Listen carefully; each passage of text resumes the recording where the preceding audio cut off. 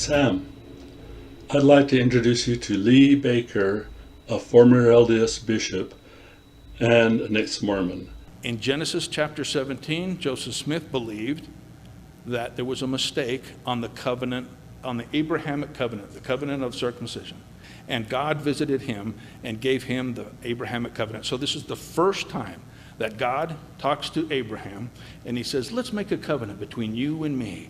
And the sign will be cutting the foreskin, circumcision. Okay? And he does that. And God says, do it when they're 8 days old. That was changed by Joseph Smith. He changed it to 8 years, not 8 days. Now, hold that thought. He said Joseph Smith changed it to 8 years old. Hold that thought. So you're telling me that Abraham, Isaac, Jacob, Malachi, Isaiah, all the prophets of the Old Testament, to include Jesus Christ, did it wrong?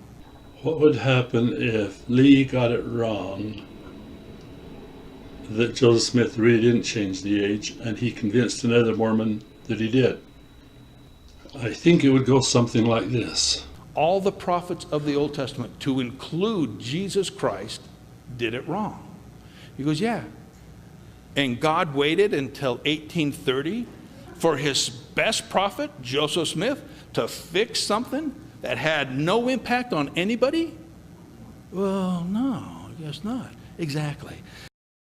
Not trusting anything to hearsay, I decided to check this out for myself.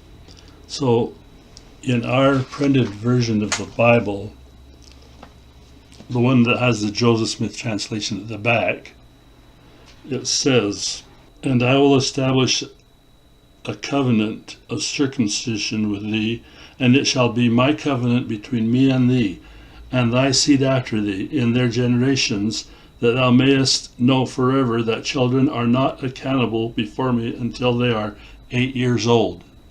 So this is talking about accountability, not circumcision. Verse 12 doesn't say much more, and that's where our demonstration of the Joseph Smith translation ends. I went to the online version. In verse 15, it says, "And this shall be my covenant, which ye shall keep between me and thee, and thy seed after thee.